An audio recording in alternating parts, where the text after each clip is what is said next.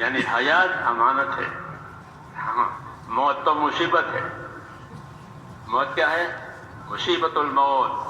قرآن شریف مصیبت الموت، موت مصیبت ہے.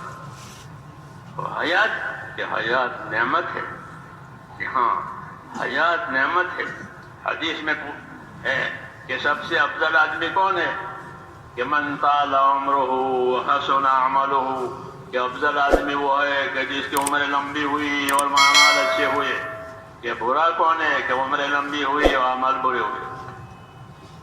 تو حیات نعمت ہے، زندگی نعمت کے طور پر دی ہے. ہاں تو جس طرح زندگی نعمت ہے ایسے ہی زندگی امانت بھی ہے. امانت ہونے کا مطلب یہ ہوتا ہے کہ ہم اس کے مالک نہیں ہیں، کیونکہ امین آدمی امانتوں کا مالک نہیں ہوتا بلکہ وہ امانت سنبھالنے کا ذمہ دار ہوتا ہے. تو ہمارے بارے میں یہ کہا گیا کہ زندگیاں امانت ہے تمہارے پاس، اس لیے وہ زندگی کو کوئی نہ بگاڑے. ہاں زندگی نہ بگاڑے بلکہ زندگی کو سنبھالے. زندگی سنبھلتی ہے دین سے اور بگڑتی ہے گناہوں سے، نافرمانیوں سے. اس لیے دین کو سنبھالنا اس کی تعلیم دی ہے تاکہ یہ مصیبت نہ بن جائے.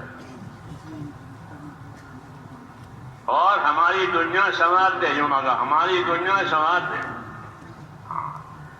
دنیا تنگ نہ ہو جائے ہمارے اوپر بلکہ ہماری دنیا حیات طیبہ بنے. یہ قرآن پاک میں ہماری دنیا کیسی بنے؟ کہ ہماری دنیا حیات طیبہ بنے، پاک زندگی بنے. قرآن کریم نے اس طرح اشارہ کیا ہے، ہم کو رہبری دی ہے کہ من عمل صالحا من ذکر او انثی وهو مؤمن فلنحینہ حیاتا طیبہ. ہماری زندگی پاکیزہ زندگی بنے، پاک زندگی. اس سے پاک، کفر سے پاک، نافرمانیوں سے پاک، تنگیوں سے پاک، عداوتوں اور دشمنیوں سے اور فساد سے پاک. اس نے کہا حیات طیبہ، پاک زندگی. پاک زندگی یہ کیا اصول ہیں اور پاک زندگی کی کیا بنیاد ہے؟ تو کہا من عمل صالحا من ذکر او انثی وهو مؤمن فلنحینہ حیاتا طیبہ. کہ جو لوگ نیک عمل کریں گے اس حالت میں کہ ان کا ایمان یقین صحیح ہوگا، یعنی وہ ایمان والے، یقین والے، اخلاص والے ہو کر نیک اعمال کرتے رہیں گے، تو ایسے لوگوں کو دنیا میں جینے کے لیے پاک زندگی دیں گے.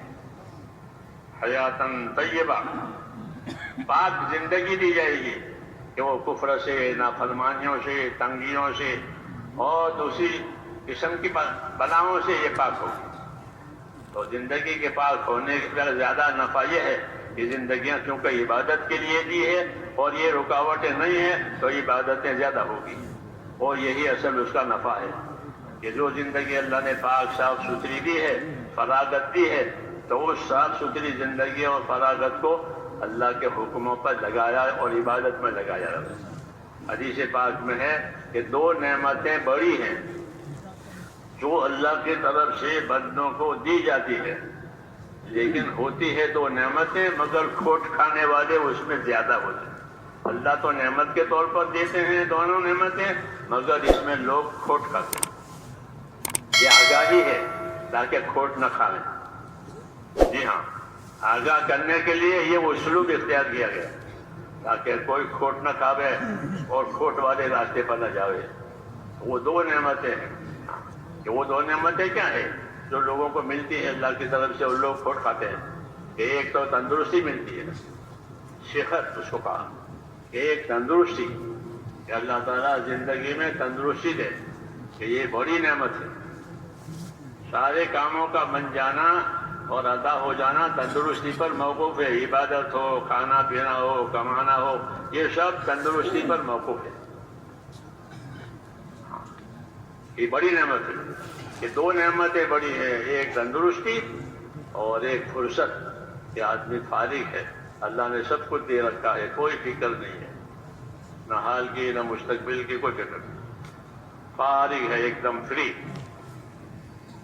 یہ دو نعمتیں ہیں، فراغت اور صحت یعنی تندرستی ہے تو یہ بڑی نعمت ہے، ہر کوئی چاہتا ہے اس کو، لیکن اس سے فائدہ اٹھانے والے تھوڑے۔ صحت کے زمانے میں ہاں یہ کھانا پینا دوسری موج بھی ہے، اور فراغت ہے، یہ فراغت میں آرام کرنا، سونا، فضولیات،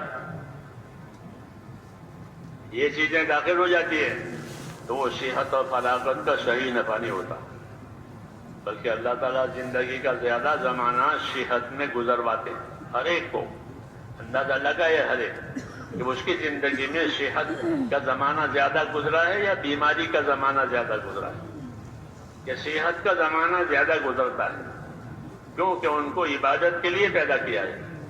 جب عبادت کے لیے پیدا کیا ہے تو عبادت کی استعداد ہونی چاہیے، تو عبادت کی استعداد پہلے ہی ہو کہ تندرست ہو، ورنہ بیمار کیسے عبادت کرے گا؟ اس لیے صحت کو بڑی نعمت قرار دیا کہ صحت بڑی نعمت ہے، فرصت بڑی نعمت ہے، تو بڑی نعمت کا کیا کرنا ہے کہ ان نعمتوں سے اپنی آخرت بناؤ، یہ تقاضا ہے کہ ان نعمت سے اپنی آخرت بناؤ، اور آخرت بنانے کے لیے دین سیکھو۔ سب سے بڑی ذمہ داری ہماری میرے دوستوں جو یہ ہے وہ ہم دین سیکھیں۔ دین سیکھنا ہوتا نہیں، یہ بہت تھوڑا ہوتا ہے، حالانکہ اصل دین ہی ہے کہ دین سیکھو، اللہ سے تعلق پیدا کرنا، یقین پیدا کرنا، پھر اللہ کے حکموں کو بجا لانا، پھر اللہ نے جن جن چیزوں سے منع کیا ہے ان سے اپنے آپ کو باز رکھنا، یہ مطلب ہوتا ہے دین کا۔ ہاں کہ پہلے تو دین سیکھے، نبیوں کے ذریعے سے جو دو نعمتیں بڑی نبیوں کے ذریعے سے